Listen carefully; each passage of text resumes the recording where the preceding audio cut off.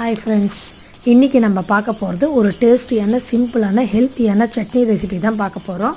எப்போ இட்லி தோசைக்கு நம்ம தேங்காய் சட்னி இல்லைனா கார சட்னி, சாம்பார், தக்காளி சட்னி இப்படியே செஞ்சு போர் அடிச்சிருக்கோம். செய்கிறோம், நம்மளுக்கும் போர் அடிச்சிருக்கோம், சாப்பிட்றவங்களுக்கு அதை விட அதிகமாக போர் அடிச்சிருக்கோம். இப்போது நம்ம வீடியோக்குள்ளே போகலாம்.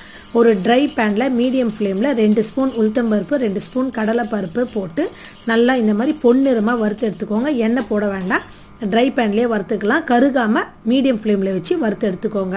அதுக்கப்புறம் நான் வீட்டில் இருந்த மிச்சம் ஒரு வாரமாக காய்கறி வாங்கும் போது கொடுத்த கருவேப்பிலை ஒரு வாரமாக வச்சுருந்தேன், கவரில் போட்டு ஃப்ரிட்ஜில் வச்சுருந்தேன்.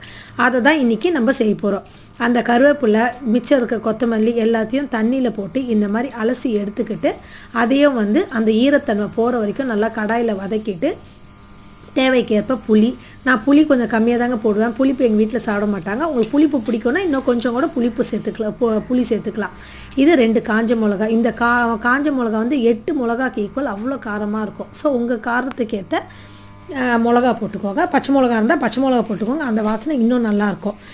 நான் அதை காஞ்ச மிளகா தான் போட்டிருக்கேன். போட்டு இதையும் நல்லா வதக்கிட்டு அதுக்கப்புறம் நல்லா தேங்காய் ஒரு கைப்பிடி அளவுக்கு தேங்காய் போட்டு இது வறுபட வேண்டாம், அந்த சூட்டில் இருந்தாலே போதும். இதை ஒரு 2 நிமிஷம் கிளறிட்டு ஆஃப் பண்ணிவிட்டு நல்லா ஆற வச்சுக்கோங்க.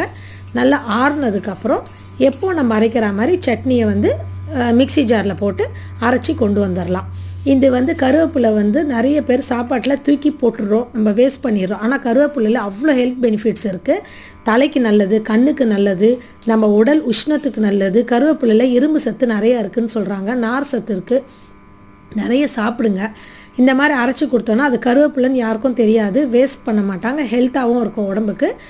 ஒரு கடாய் வச்சு எண்ணெய் ஊற்றி, நான் உளுத்தம்பருப்பு போட மாட்டேன், கடுகு சீரகம் போட்டு தாளிச்சிட்டு அந்த சட்னியில் போட்டாச்சு. இதே மாதிரி நீங்கள் செஞ்சு பாருங்கள். கருவேப்பிலை சாப்பிடாதவங்க கூட அது தெரியாமல் நல்லா சாப்பிடுவாங்க, உடலுக்கு அவ்வளோ ஆரோக்கியமாக இருக்கும். ட்ரை பண்ணி பாருங்கள், கமெண்ட் பண்ணுங்கள், சப்ஸ்கிரைப் பண்ணுங்கள், ஷேர் பண்ணுங்கள், லைக் பண்ணுங்கள். எப்படி இருக்குன்னு எனக்கு ரிப்ளை பண்ணுங்கள். Thank you friends, thank you very much.